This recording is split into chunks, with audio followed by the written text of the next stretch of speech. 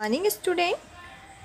Class 9th science का chapter first है हमारे आसपास के पदार्थ। Matter is our surroundings. हम देखते हैं कि इस चैप्टर में हमारे आसपास कौन कौन से पदार्थ पाए जाते हैं और हमारे लिए कौन से आवश्यक होते हैं और कौन से नहीं होते हैं, कौन से लाभकारी होते हैं और कौन से हानिकारक होते हैं। ठीक है, तो देखते हैं। अपने चारों ओर नज़र दौड़ाने पर हमें विभिन्न प्रकार की वस्तुएं नज़र आती हैं जिनका आकार, आकृति और बनावट अलग अलग होती है। ठीक है, जो भी हमें पदार्थ दिखते हैं, जो भी वस्तुएं दिखती हैं, उनकी संरचनाएं कैसी होती हैं, अलग अलग होती हैं। इस विश्व में प्रत्येक वस्तु जिस सामग्री से बनी होती है उसे वैज्ञानिकों ने पदार्थ का नाम दिया। जिस हवा से हम सांस लेते हैं, जो भोजन हम खाते हैं, पत्थर, बादल, तारे, पौधे एवं पशु, यहाँ तक कि पानी की एक बूंद या रेत का एक कण, ये सभी भी क्या होते हैं, पदार्थ ही होते हैं।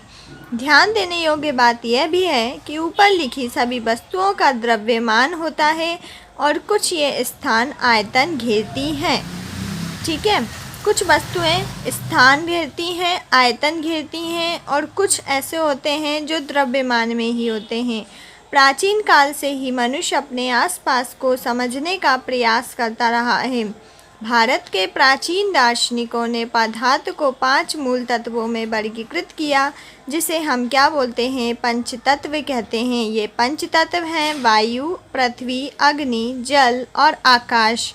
उनके अनुसार इन्हीं पंचतत्वों से सभी वस्तुएं बनी हैं, चाहे वो सजीव हों या निर्जीव हों। उस समय के यूनानी दार्शनिकों ने भी पदार्थ को इसी प्रकार वर्गीकृत किया। आधुनिक वैज्ञानिकों ने पदार्थ को भौतिक गुणधर्म एवं रासायनिक प्रकृति के आधार पर 2 प्रकारों में वर्गीकृत किया। तो इस प्रकार से हम भौतिक गुणों के आधार पर पदार्थ के बारे में ज्ञान अर्जित करेंगे। पदार्थ के रासायनिक पहलुओं को आगे के अध्यायों में पढ़ेंगे। अब हम देखते हैं कौन से पदार्थों में भौतिक गुण होता है, कौन से पदार्थों में रासायनिक गुण होता है। तो देखा हमने पदार्थ का भौतिक स्वरूप। पदार्थ कणों से मिलकर बना होता है। बहुत समय तक पदार्थ की प्रकृति के बारे में 2 विचारधाराएं प्रचलित की थीं। एक विचारधारा का यह मानना था कि पदार्थ लकड़ी के टुकड़ों की तरह सतत होते हैं, परंतु अन्य विचारधाराओं का मानना था कि पदार्थ रेत की तरह के कणों से मिलकर बने हुए होते हैं। आइए एक क्रियाकलाप के द्वारा पदार्थ के स्वरूप के बारे में निर्णय करते हैं कि ये सतत होते हैं या कणों से बने होते हैं। तो देखते हैं क्रियाकलाप 1.1 में क्या बोलते हैं कि एक 100 ml का एक बीकर लेते हैं। इस बीकर को जल से आधा भरकर जल के स्तर पर निशाना लगा देंगे। एक बीकर लेंगे 100 ml का और उसमें निशाना लगा देंगे। फिर उसमें क्या करेंगे, हम दिए गए नमक या शर्करा को कांच की छड़ की मदद से जल में घोल देंगे। शर्करा लेंगे, कोई पदार्थ है, उसको हम कांच की छड़ से फिर हिलाते रहेंगे। फिर क्या करेंगे, 3rd स्टेप, जल के स्तर में आए बदलाव पर ध्यान देंगे। जो हमने शर्करा मिलाया है, फिर 3rd पोजीशन में हम देखेंगे कि उसमें कौन कौन से बदलाव हो रहे हैं। फिर आपके अनुसार नमक या शर्करा का क्या हुआ, ये कहाँ गायब हो गया, क्या जल के स्तर में कोई बदलाव आया। अब देखते हैं हम इन प्रश्नों के उत्तर पाने के लिए हमें इस विचार को स्वीकारना होगा कि सभी पदार्थ कणों से ही बने होते हैं। उपरोक्त क्रियाकलाप में चम्मच में रखी गई नमक या शर्करा अब पूरे पानी में घुल गई है, जैसा कि चित्र 1.1 में दर्शाया गया है। अब हम देखते हैं कि चित्र 1.1 में क्या दर्शाया गया है। तो देखते हैं पदार्थ के चित्र 1.1। इसमें लिखा है, सबसे पहले जल, नमक मिलाएंगे हम, फिर उसमें कांच की छड़ से नमक को हिलाएंगे। फिर देखते हैं जल ऊपर जाता है और नमक तली में बैठ जाता है। तो लाख गुना आवर्धित किए गए जल के कण होते हैं। जब हम जल में नमक घोलते हैं तो नमक के कण जल के कणों के बीच के रिक्त स्थानों में समावेशित हो जाते हैं। अब हम देखते हैं 1.1.2 में पदार्थ के ये कण कितने छोटे होते हैं। तो देखते हैं क्रियाकलाप 1.2 में कि हमने क्या लिया, फर्स्ट पॉइंट की पोटेशियम पर मैग्नीज के 2 या 2 2 या 3 क्रिस्टल को 100 ml पानी में घोल देंगे। फिर इस घोल में से 100 ml घोल निकालकर उसे 90 ml जल में मिला देंगे। फिर इस उपरोक्त घोल में से 10 ml निकालकर उसे 90 ml जल में मिला देंगे। इसी प्रकार इस घोल को 5 से 8 बार तक तनुकृत करते रहेंगे। यही क्रिया हम बार बार करते रहेंगे तो क्या जल अब भी रंगीन होगा? तो जी हम एक्टिविटी करके देखते हैं। अब फिर देखते हैं, हमने एक्टिविटी की, उसके बाद अनुमान लगाएंगे कि पदार्थ के कण कितने छोटे हैं। प्रत्येक बार तनुकृत करने पर घोल का रंग हल्का होता जाता है, फिर भी पानी रंगीन नज़र आता है। क्यों? तो देखते हैं हम। यह प्रयोग दर्शाता है कि पोटेशियम परमैंगनेट के बहुत थोड़े से क्रिस्टलों में पानी की बहुत अधिक मात्रा 1000 लीटर भी रंगीन हो जाती है। इससे हम ये निष्कर्ष निकाल सकते हैं कि पोटेशियम परमैंगनेट के केवल एक क्रिस्टल में कई सूक्ष्म कण होंगे। ये कण छोटे छोटे कणों में विभाजित होते रहते हैं। अनंतः एक स्थिति ऐसी आती है कि एक कण और छोटे भागों में विभाजित नहीं किए जा सकते।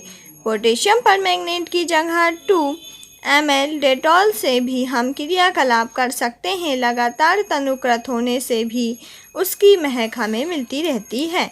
अब हम क्या देखते हैं कि पदार्थ के कण बहुत छोटे होते हैं, इतने छोटे होते हैं कि हम कल्पना भी नहीं कर सकते हैं। हम सोच भी नहीं सकते थे कि पदार्थ के कण इतने छोटे भी हो सकते हैं। अब देखते हैं हम 1.2 में कि पदार्थ के कणों के अभिलाक्षणिक गुण। तो पदार्थ के कणों के बीच रिक्त स्थान होता है, उनके बीच में खाली स्पेस होता है।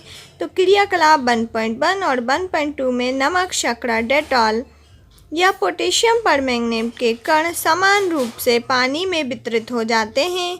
इसी प्रकार जब हम चाय, कॉफ़ी या नींबू पानी बनाते हैं तो एक पदार्थ के कण दूसरे पदार्थ के कणों में रिक्त स्थानों में समावेशित हो जाते हैं। यह दर्शाता है कि पदार्थ के कणों के बीच पर्याप्त रिक्त स्थान होता है। पदार्थ के कण निरंतर गतिशील होते रहते हैं। क्यों? तो अपनी कक्षा के किसी कोने में एक बुझी हुई अगरबत्ती रख देते हैं। इसकी सुगंध लेने के लिए आपको इसके कितने समीप जाना पड़ता है? सेकंड स्टेप में हम देखते हैं कि अब अगरबत्ती जला दें, क्या होता है? क्या दूर से ही इसकी सुगंध आपको मिलती है? जी हाँ, मिलती है। अपने प्रेक्षण को नोट करें। आप एक्टिविटी करके स्वयं देखना। क्रियाकलाप 1.4 जल से भरे 2 गिलास या 2 बीकर लें। पहले बीकर के एक सिरे पर सावधानी से एक बूंद लाल या नीले स्याही डाल दें और दूसरे सिरे में शहद डाल दें। तो इसको अपने घर में या कक्षा में एक कोने में रख दें। अपने प्रेक्षण को नोट कर लें। फिर हम क्या देखते हैं कि स्याही की बूंद डालने के तुरंत बाद आपने क्या देखा कि शहद की बूंद डालने के तुरंत बाद आपने क्या देखा? ठीक है, स्याही की बूंद भी डालेंगे और शहद की बूंद भी डालेंगे तो देखते हैं स्याही का रंग पूरे जल में एक समान घुल जाता है, जबकि शहद को हिलाने में, फैलाने में कितने दिन या घंटे लगते हैं। अब हम ये नोट करेंगे। ठीक है, अब हम आगे की क्लास में पढ़ेंगे एक्टिविटी 1.5, 1.6, 1.7, 1.8 और देन उसके बाद हम इसके क्वेश्चन आंसर करेंगे। ठीक है, जैसे निम्नलिखित में से कौन से पदार्थ हैं? कुर्सी, वायु, स्नेह, गंध, घृणा, बादाम, विचार, शीत, नींबू, इत्र, इत्र की सुगंध। जी हमको क्वेश्चन करना है। सेकंड दिया है निम्नलिखित प्रेक्षण के कारण बताइए। गर्मा गर्म खाने की गंध कई मीटर दूर से ही आपके पास पहुंच जाती है, लेकिन ठंडे खाने की महक लेने के लिए आपको उसके पास जाना पड़ता है। थर्ड दिया है स्विमिंग पूल में गोताखोर पानी काट पाता है। इससे पदार्थ का कौन सा गुण प्रेक्षित होता है? पदार्थ के कणों की क्या विशेषताएं होती हैं? ये हम क्वेश्चन नेक्स्ट क्लास में पढ़ते हैं। ठीक है, और फिर पढ़ेंगे पदार्थ की अवस्थाएं कौन सी होती हैं, द्रवावस्थाएं कौन सी होती हैं, फिर उसके क्वेश्चन आंसर करेंगे। ऐसे ही पूरे चैप्टर को हम 1 by 1 करते रहेंगे। ठीक है, आप लोग ये क्वेश्चन आंसर पढ़ना और चैप्टर को रीडिंग करना। Okay, thank you.